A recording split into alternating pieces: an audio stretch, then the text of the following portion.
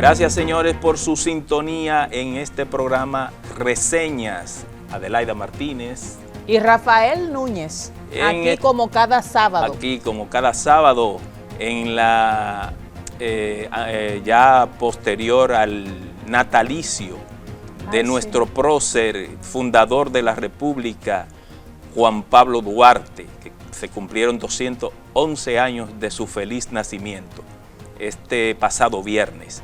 Así es que estamos nosotros felices celebrando la independencia que nos otorgó ese señor, Juan Pablo Duarte. El nacimiento de él se cumplieron 211 años. 26 de enero de 1813. Así es.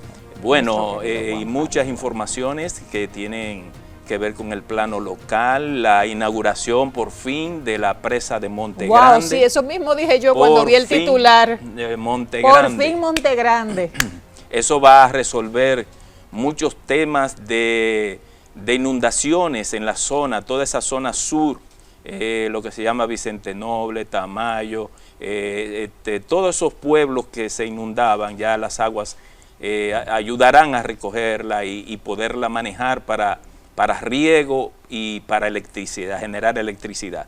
También en esta semana tuvimos el lamentable incidente en La Torre, donde por fumigación de un apartamento se produjeron 2 muertes, la de una madre joven y su niño, su niña de 2 meses, y el padre y el niño están en estado delicado. El otro niño tuvieron que llevárselo para Estados Unidos porque tenía los riñones comprometidos. Así es una situación bien delicada, una tragedia para esa familia y también para los que, ¿verdad? Es una pena. Sí, de esos 2 temas los vamos a tratar con un especialista en Derecho Administrativo, el doctor Olivo Rodríguez Huertas, en la entrevista central. Y el resumen de noticias, todas las demás informaciones, ahora pasamos con ella, con María Alejandra La Sala.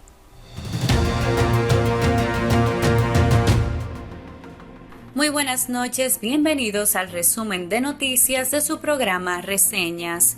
Iniciamos las informaciones con el fallecimiento de una joven madre y su hija de 2 meses como consecuencias de una intoxicación por fumigación en un apartamento de Torre en Piantini, cuyo implicado, el francés Georges-Antoine Treveran, se le impuso como medida de coerción, presentación periódica y garantía económica de 70,000 pesos, mientras que el esposo de la fallecida se encuentra en observación, mientras que su otro hijo menor de edad tuvo que ser trasladado fuera del país para ser atendido. En ese sentido, Abinader aseveró que existe la necesidad de mejorar las regulaciones sobre el uso de este tipo de pesticidas en el país. Por este caso, el ministro Joel Santos anunció a través del Ministerio de Agricultura la importación de este químico. El presidente Luis Abinader llamó a la oposición a despolitizar el tema de la promulgación de la Ley 1-24, que crea la nueva Dirección Nacional de Inteligencia DNI y que ha sido objeto de duras críticas desde su aprobación en el Congreso Nacional. Asimismo, sostuvo que el gobierno está abierto a hacer consensos y atender cualquier preocupación de la ciudadanía. De su lado, el presidente de la Cámara de Diputados, Alfredo Pacheco, defendió el trabajo realizado para aprobar la ley que crea el DNI y afirmó que el órgano legislativo no utilizó ningún truco para sancionar la pieza.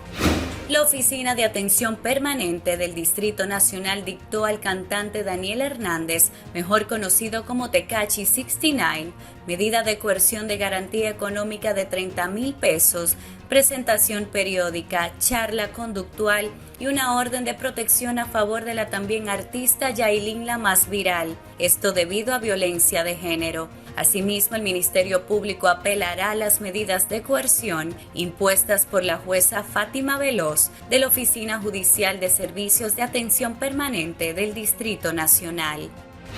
El presidente Luis Abinader dejó en funcionamiento el embalse de la presa de Monte Grande como parte de la primera etapa del proyecto desarrollado desde hace 10 años por el Instituto Nacional de Recursos Hidráulicos. Durante su discurso, Abinader manifestó su compromiso con el desarrollo sostenible de la región sur, la cual calificó como prioridad de su gobierno. El gobierno designó a Luis Ernesto García Hernández como comisionado ejecutivo para la transformación de la Policía Nacional. La información fue confirmada por el vocero de la presidencia, Homero Figueroa, a través de una publicación en su cuenta de X, antiguo Twitter. Fue inaugurada por los reyes de España Felipe y Leticia la entrega número 44 de la Feria Internacional de Turismo de Madrid FITUR 2024, siendo Ecuador el país invitado. El stand de la República Dominicana se convirtió en el centro de atención y admiración de los visitantes por su exhibición impresionante e innovadora. El país cerró su participación con 19 proyectos turísticos que tendrán una inversión de casi 3.500 millones de dólares y aportará más de 9.000 nuevas habitaciones hoteleras, informó el ministro de Turismo David Collado. Claudette Joazar, vicecónsul haitiano en Dajabón, fue asesinado por varios delincuentes haitianos encapuchados, quienes lo atacaron a tiros con pistolas próximo al aeropuerto de Cabo Haitiano. Joazar fue candidato a senador en las últimas elecciones y también se postuló como candidato a alcalde por el municipio de Juana Méndez. Hasta aquí el resumen de noticias de su programa Reseñas. Para ampliar estas y otras informaciones, puede visitar nuestra página web reseñas.com. Pasen feliz resto de la noche. Y Adelaida, otro tema que surgió durante la semana fue el relativo a la denuncia hecha por un dirigente del Partido de la Liberación Dominicana, en la que decía que a ellos habían hackeado, utilizó la palabra hackeado el sistema de la Junta Central Electoral. Yo lo que pensé, Adelaida, primero, si la denuncia lo hubiese hecho Danilo Díaz, yo le pongo atención, yo no le puse atención, pero lo hizo una persona que no tiene nada que ver ni como delegado electoral del PLD en la Junta, ni es que yo conozca un experto en tecnología. Entonces yo no le puse mucho asunto a esa situación, pero la Junta Central Electoral, el Pleno, se vio obligado a hacer una rueda de prensa en donde dio un informe de auditoría que ya había hecho el Centro de Asesoría CAPEL y Planificación Electoral, CAPEL, que depende del Instituto Interamericano de los Derechos Humanos.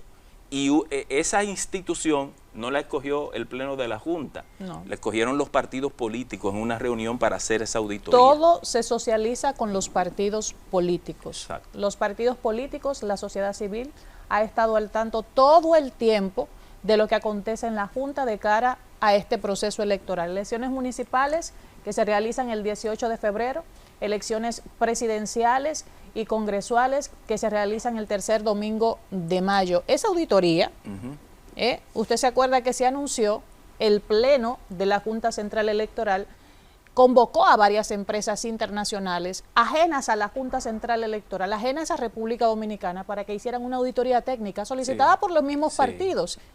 Y la Junta, este Pleno que se ha caracterizado por ser transparente, nos consta a lo que hemos estado dando seguimiento. Yo trabajo en la Junta y la gente lo sabe, y de verdad que me siento muy satisfecha en cómo se han manejado las cosas. Pero hay un aspecto importante antes de que se nos vaya el tiempo.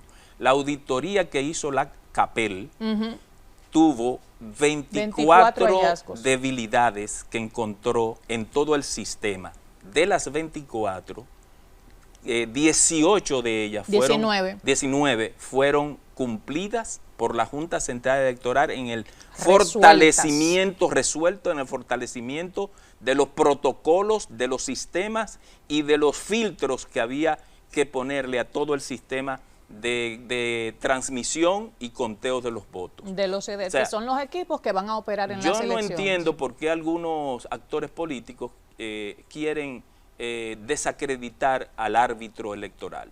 No lo entiendo en el sentido de que nosotros debemos cuidar el sistema democrático.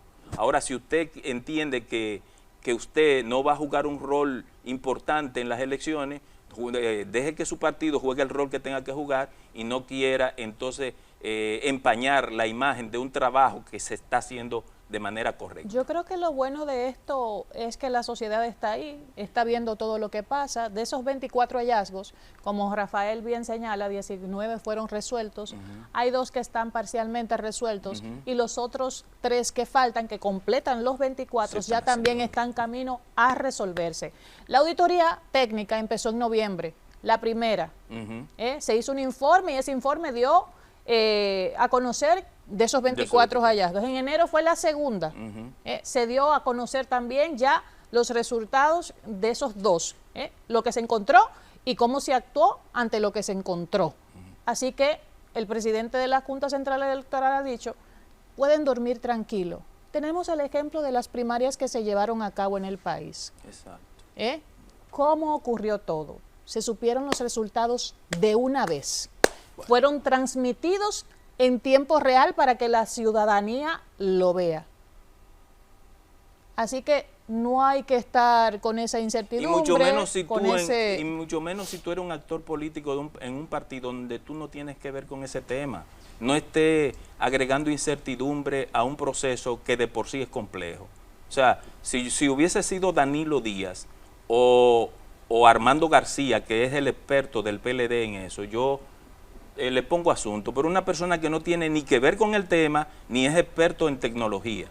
Así Estamos en un contexto electoral y hemos visto cómo los mismos actores de los partidos políticos han tenido que salir a corregir algunos de sus miembros, como fue el caso también una vez de un partido que habló de hackers. Una de las figuras del comité político de ese partido salió a decir que eso no lo había dicho el partido, y ahora Danilo Díaz, el delegado ante la Junta Central Electoral, sale también a corregir esa declaración. Bueno, dejamos ahí ese tema y seguimos con más contenido.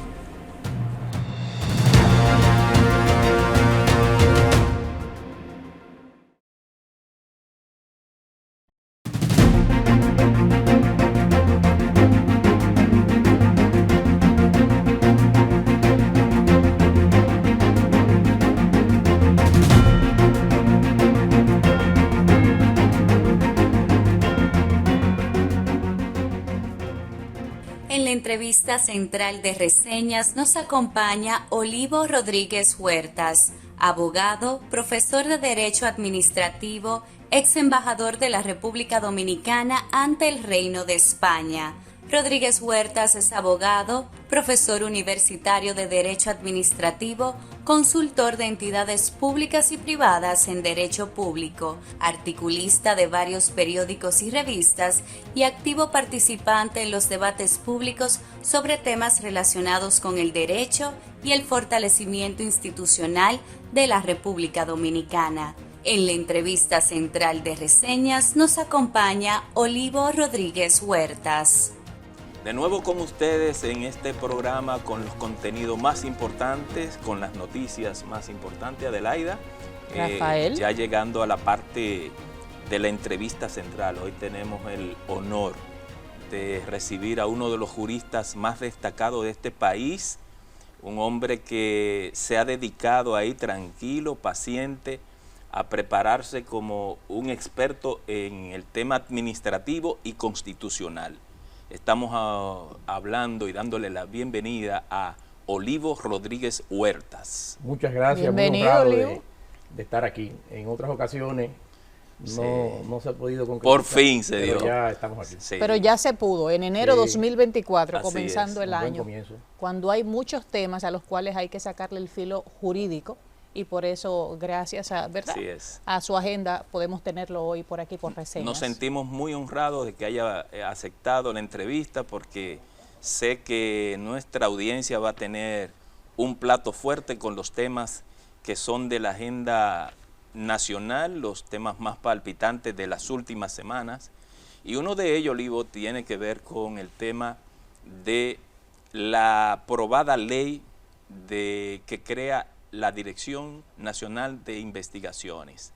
Ahí parece un consenso en la opinión pública de que la ley promulgada ya por el presidente tiene algunas falencias que chocan con la Constitución de la República, con derechos fundamentales, y que realmente hay una situación de que esa ley va a tener que ser revisada. Como especialista en derecho constitucional, ¿cuál es su opinión respecto a esa ley? Mira, básicamente, más que una inconstitucionalidad en sí, el asunto está en que la manera en que fue redactada, sobre todo uno de los artículos capitales, que es el artículo 11 sí, de esa ley, tiene cierta ambigüedad, cierta imprecisión.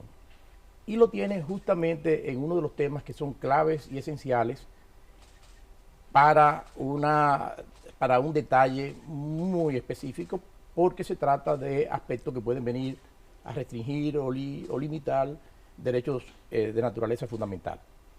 El texto, si uno lo ve en su conjunto, más incluso yo creo que en un conocimiento eventual por parte del Tribunal Constitucional de la ley, creo que lo que haría el Tribunal Constitucional es dictar algo que ha hecho en muchos otros casos.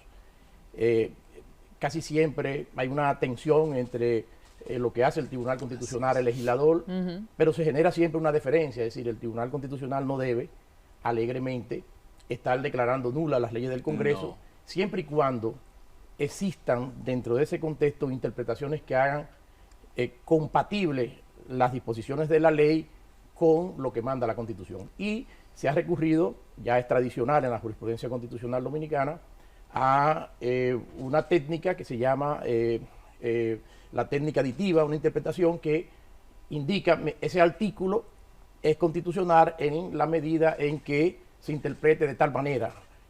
E incluso el tribunal ha ido más lejos. Como si fuera una enmienda. Exacto, el tribunal ha ido más lejos y en muchas ocasiones ha incluso redactado la forma en que el artículo se considera compatible con la Constitución. Varias leyes ha pasado eso. Una de las que más emblemáticas que recuerdo es un artículo de la ley de expropiaciones, que es de los años 40, en que permite la ley la entrada de urgencia antes del previo pago que manda la Constitución. El Tribunal Constitucional dijo, mire, el artículo, la entrada en urgencia en posesión de los bienes que están destinados a una utilidad pública o interés social, es compatible en la Constitución siempre y cuando se lea de esta manera, siempre y cuando se diga que esa entrada en posesión de manera urgente sin el previo pago esté dentro del contexto de uno de los estados de excepción legalmente declarados previstos en la Constitución, y lo redactó de esa forma. Exacto. De manera que el texto, los legisladores, por las razones que sean, el trabajo en el Congreso es bien difícil, lo que hemos trabajado mucho con las comisiones del Congreso sabemos, las dificultades, los egos que hay en muchos de quienes integran las comisiones y quieren poner una palabrita, y hay que buscar una serie de acuerdos y de consensos sobre los mismos. Pero está claro lo que hay que decir, y creo que en esto se ha subido demasiado el tono. Lo que está claro es que dentro de la disposición de la ley se establecen medidas extraordinarias que se necesitan para los fines de la labor de inteligencia y contrainteligencia dentro de un Estado, pero claramente se habla que sin desmedro del respeto a lo que está establecido en la Constitución.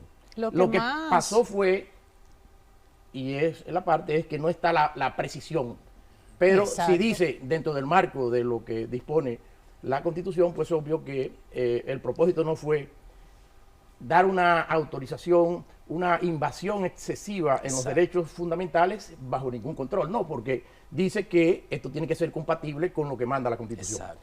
Y lo que manda la Constitución está bien clara en muchos aspectos, y además ha sido completado, como por ejemplo es el caso del derecho a la protección de datos personales y temas de la intimidad, ha sido completado por una abundantísima jurisprudencia por parte del Tribunal Constitucional. Desde luego que lo mejor es que se aproveche esta experiencia y el texto se rodee de la mayor de las garantías posibles, porque al margen de la importancia de la función de inteligencia y contrainteligencia en un Estado juega un rol fundamental para mantener los cimientos de una sociedad democrática. Porque sin una sociedad democrática no hay derechos y libertades fundamentales posibles. Y los derechos y libertades fundamentales posibles que están descritos en el texto constitucional, pero también la Constitución, al describir lo que es la función esencial del Estado, dice que está volcado hacia la realización de esos derechos, pero que los mismos tienen que ser compatibles con los derechos de todos.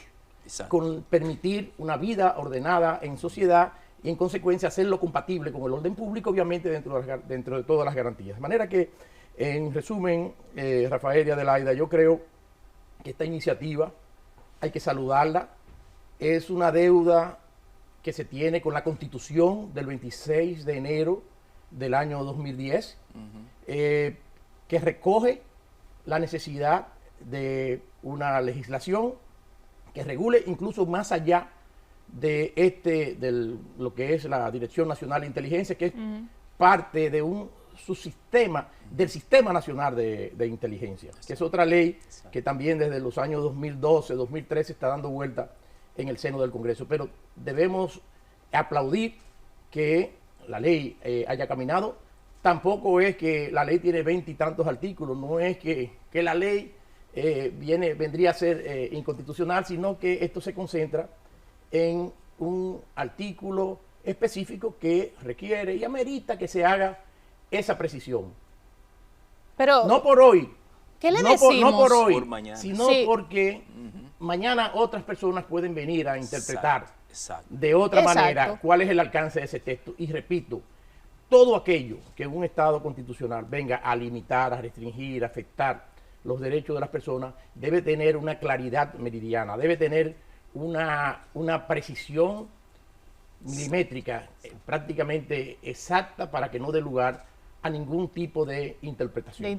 Pero, ¿qué le decimos? ¿Verdad? Las leyes están para normar, para que haya un orden social y hasta para establecer poderes al mismo Estado. Exacto. En temas delicados como el de los derechos fundamentales, hay una preocupación y el ruido más fuerte que tiene esta ley es el derecho a proteger el secreto profesional.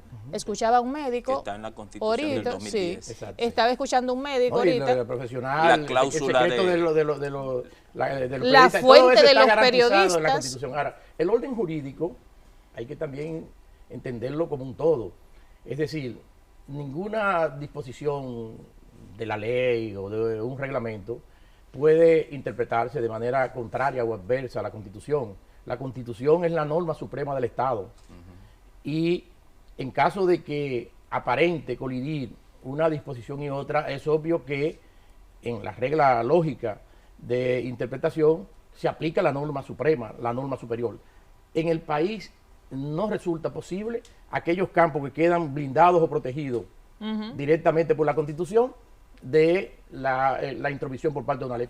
La pregunta que queda, Olivo, es ¿qué forma debe buscar el Poder Ejecutivo para hacer los cambios que está pidiendo la opinión pública y la sociedad? Y precisamente por eso que hemos hablado de que la ley en sí no contradice la Constitución ni tiene unos ribetes que se pudieran interpretar como autoritarios, pero interpretativos. ¿Y qué hay que hacer para que eso se pueda modificar? ¿Puede ser el Tribunal Constitucional o el propio Poder Ejecutivo puede someter? Antes de darte la respuesta, Rafaelito, quiero tomar el hilo a partir de una expresión que tú has utilizado, de que pueda ser interpretada como autoritaria. Porque también en nuestra sociedad nosotros debemos hablarnos las cosas claras. Sí, claro. Históricamente, la función de inteligencia del Estado ha funcionado al margen del derecho, siempre, durante décadas. Por eso yo digo que este tipo de esfuerzo debe ser enmarcado en una crítica de naturaleza constructiva y no, aunque lo entiendo perfectamente por el momento que se está viviendo, sacarla de contextualización, porque ello podría llevar a generar una situación deslegitimadora de una función esencial y crucial en los modernos estados. Hoy día los desafíos, las amenazas, los riesgos, los peligros del funcionamiento de los estados está en juego. Mil cosas inciden en ello. Todo el desarrollo que ha tenido la criminalidad organizada transnacional, sí, ayudada por los mecanismos que el ser humano mismo ha creado con la revolución tecnológica y demás, generan unos desafíos enormes que hacen de la función de inteligencia y contrainteligencia del Estado un elemento esencial para la garantía de los derechos, como habíamos señalado al inicio del programa. De ahí que entiendo que el Poder Ejecutivo bien pudiera no esperar que esto vaya o que lo decida necesariamente el Tribunal Constitucional, porque si el propio gobierno, he escuchado expresiones, no tiene inconveniente en aclarar, en que se hagan las precisiones del lugar dentro del texto, bueno, pues lo lógico sería que esto vaya al trámite legislativo de una modificación de ese artículo o los artículos que se interrelacionan con el mismo, porque la ley está vigente ya. Exacto. Y que esos textos, bueno, pues se acomoden a esa claridad y a esa precisión que debe ser característica sobre esas reglas. Pero lo que la sociedad tiene que entender es que no puede demandar seguridad de su Estado sin que el Estado cuente, dentro de este concepto que vivimos de un Estado constitucional sometido a derecho, cuente con herramientas especiales, que no pueden ser las herramientas para el combate de los desafíos tradicionales que se suscitan en el Estado, sino que tienen que guardar proporción con la naturaleza de los desafíos que se derivan de el ejercicio, los atentados con que de todo tipo, que tanto en la parte pública como en la parte privada se ven afectados. No ya originados meramente en el plano interno, sino en un espacio inmenso, más allá del espacio global físico, hay otro gran espacio de naturaleza tecnológica que es inmenso e infinito. Y lo importante es que esta función pueda encarrilarse como demandan los estados constitucionales de derecho. Así que me parece que la mejor salida, la menos traumática, es rápidamente llevar esta discusión. Creo que hay consenso en cuanto a la delimitación. Hay algunos aspectos que, como decíamos, Adelaida, cuando respondí tu pregunta, que ya quedan protegidos directamente por la Constitución. Ahí ni siquiera el legislador puede, nos referimos a los detalles del secreto en determinadas actividades profesionales, incluyendo por supuesto la periodística, y en aquellos otros ámbitos, bueno, pues las precisiones del lugar cuando sea necesario que por limitar derechos fundamentales, bueno, pues eso cuente con algún nivel de autorización judicial. Una autorización judicial que no está orientado, y eso es importante que la gente sepa. La función de inteligencia es una función distinta a la función de investigación a fines de procesamiento por la comisión de delitos. La función de inteligencia se caracteriza por su carácter preventivo, por su carácter de anticiparse a la posible comisión de esos delitos. Por ello, incluso, en el marco de las leyes de inteligencia, se crean unos mecanismos de protección para el personal público de las agencias de inteligencia, que están dispensados de cumplir con una serie de deberes que son comunes en el tema de los funcionarios públicos. Se rodean también de una serie de garantías de mantener en sigilo este tipo de cosas.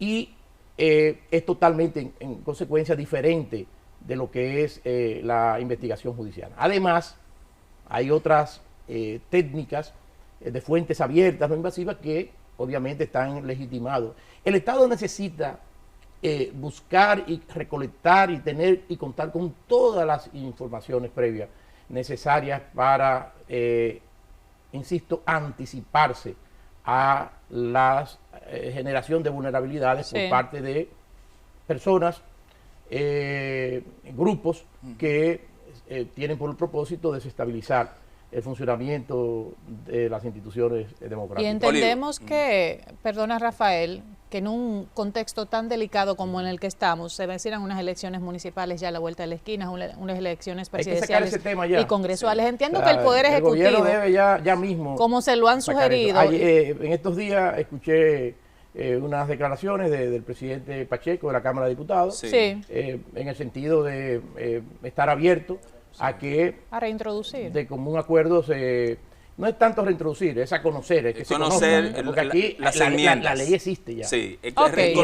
La ley está en vigencia, es que conozca con prontitud la enmienda y este tema quede cerrado. Exacto. Y el país se enfrente al desafío inmediato que tiene ahora, que es el fortalecimiento del sistema democrático a través de las elecciones municipales y las elecciones de las autoridades nacionales en el mes de mayo. Olivo, hay, dejando ya ese tema, otro que conmovió la opinión pública en la República Dominicana, lo ocurrido en una de las torres de Piantini respecto al envenenamiento de una madre y una niña. Como especialista en derecho administrativo quisiéramos después de la pausa ver ese tema con detenimiento y que la audiencia pueda tener una noción clara de él. Así es que vamos a la pausa y volvemos con Olivo Rodríguez Huertas.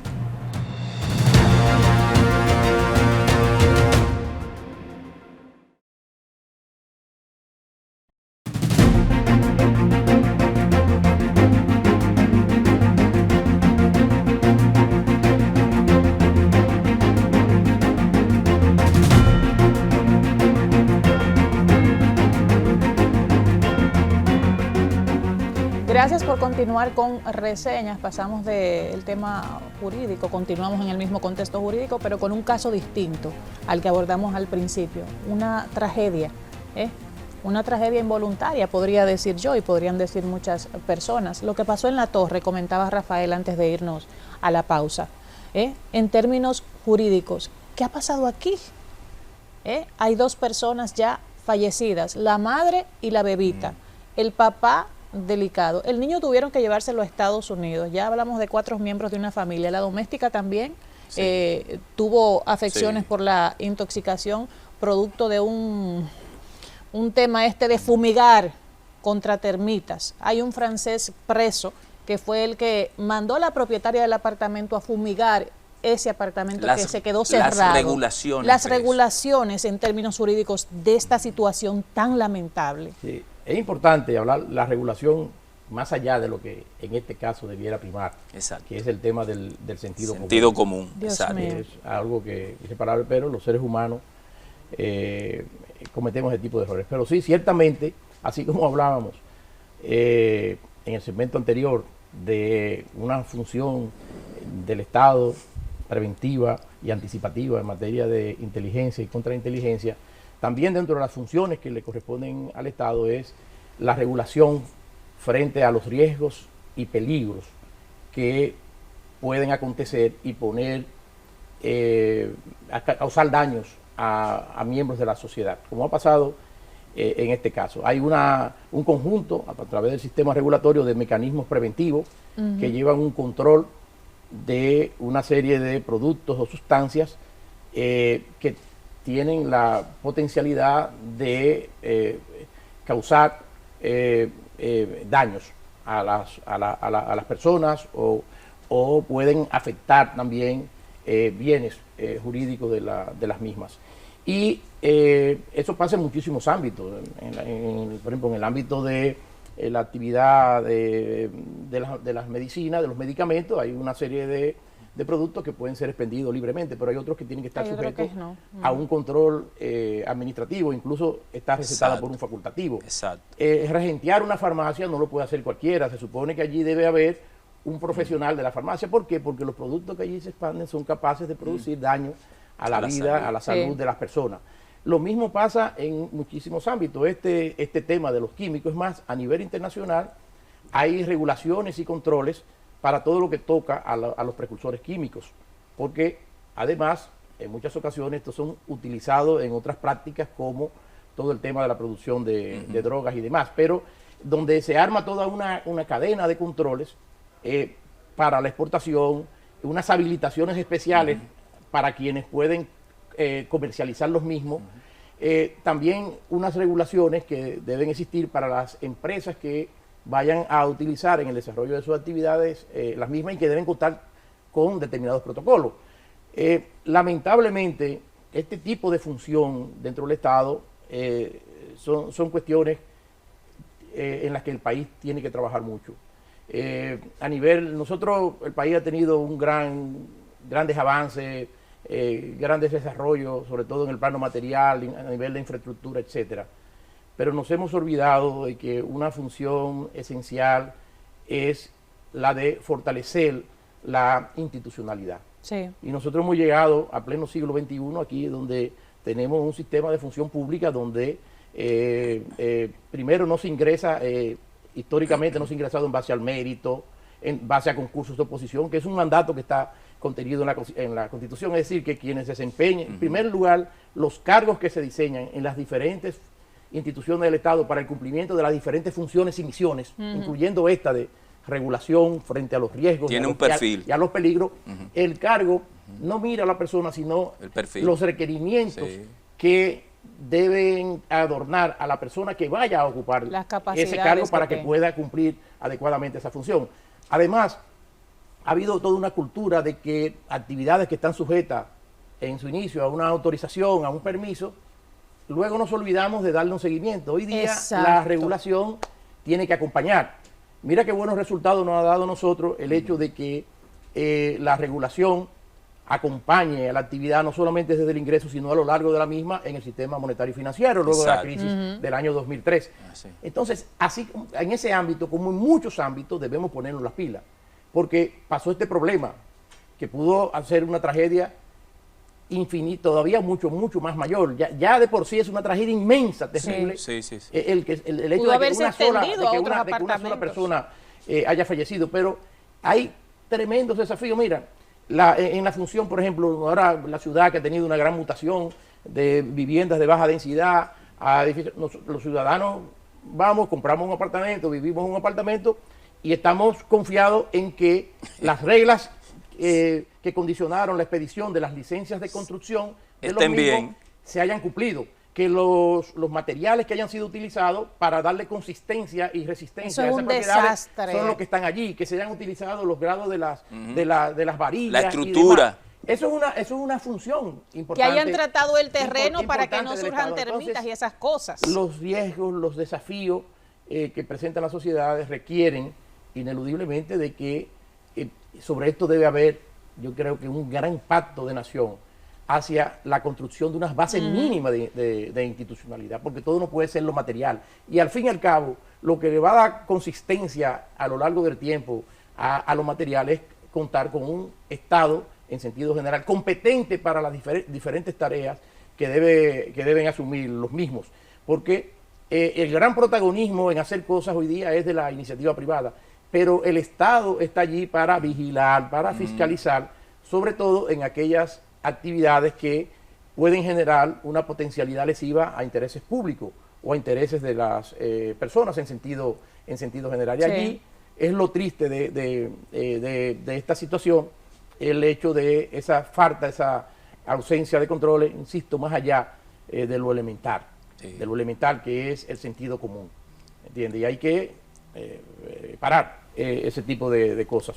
Eso que usted ha dicho, Olivo, precisamente de que desde el Estado debe haber un rigor para que las instituciones funcionen y los funcionarios ejerzan su rol, tenemos que ser más estrictos, porque como tan bien ha señalado, en otros ámbitos lo hemos logrado bien.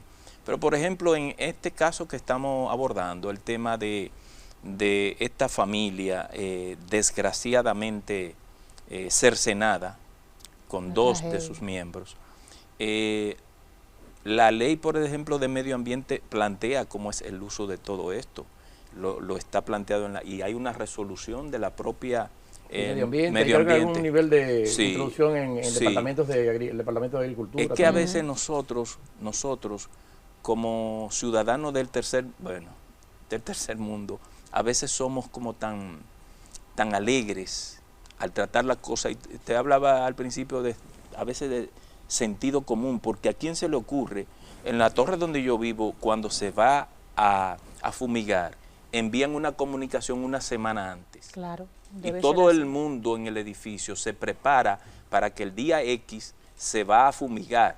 Incluso uno trata de no estar ahí ese día. Y si, o sea, las áreas comunes. Sí, exacto, las áreas comunes. Todo, ventilación. Las áreas comunes. Pero cuando alguien en particular en el edificio quiere también fumigar en su apartamento, entonces lo comunica a ellos. O sea, hay un proceso tan claro que yo creo que existe en la mayoría de las torres en Santo Domingo. Ahí primó, a mi modo de ver, la actitud de una gran parte de la población dominicana de hacer la cosa a la brigandina. Así es.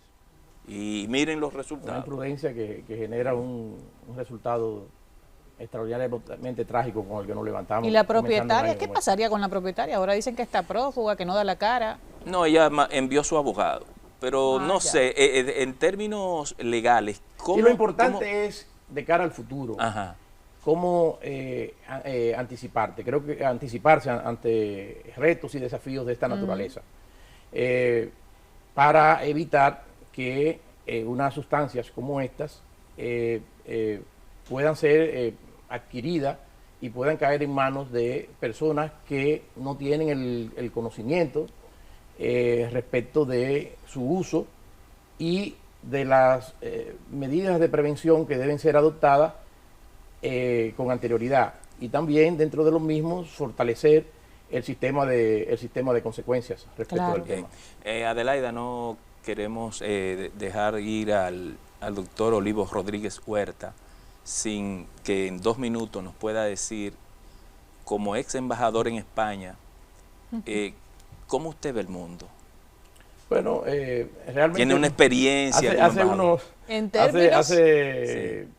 Hará en cuestión de 8 o 10 semanas, con motivo de uno de estos grandes escalamientos que se están dando en diferentes partes del mundo, escribí el mundo al borde de una imprudencia. ¿Entiende? O sea, la cantidad de conflictos al mismo tiempo, indudablemente que generan mucha preocupación. Hay una gran diversidad y lamentablemente todo esto nos encuentra en un déficit del liderazgo político de los Estados Unidos. A nivel del gobierno y a nivel de la oposición, con posibilidades también de ser el poder. Porque durante décadas, o sea, uno no puede desequilibrar cómo funcionan las cosas durante décadas. Esa hegemonía, que no digo que sea necesariamente para bien, pero esa hegemonía generaba unos mejores mecanismos disuasorios. Pero hoy día lo que estamos viendo es que todo el mundo está pensando exclusivamente en su ámbito, pero nos olvidamos de que estamos en una aldea global donde cuestiones que pasan en un lugar se transfieren al resto del mundo, y las consecuencias hacen más difícil la previsión, la planeación individual de todos los estados, porque usted no sabe qué le va a acompañar en el desarrollo de los meses. Entonces es un desafío muy grande. Otros dicen que estamos en plena etapa de una nueva reconfiguración del orden global. Eso es muy probable. Esa emergencia de China, ¿entiende? De la presencia de un liderazgo tan fuerte como Putin en Rusia, que cohesiona a una potencia militar muy importante. Esos juegos, esos desafíos permanentes de los problemas del Medio Oriente, que tienen un efecto y un impacto en esa región, pero que se proyecta también América y hacia Asia, porque eso desarticula una serie de alianzas y de mecanismos que existen y que se afectan por uno y otro, en lugares donde el petróleo, que aún no ha sido desplazado de su importancia, es un gran productor, o lugares como el tema del Estrecho de Hormuz, por donde pasa el 15% de las mercancías del comercio mundial. Es decir, estamos hablando de cuestiones muy seria, nos encontramos con un organismo de Naciones Unidas que no da para más, debilitado, que tiene que ser replanteado sobre nuevas bases. Y entonces, bueno,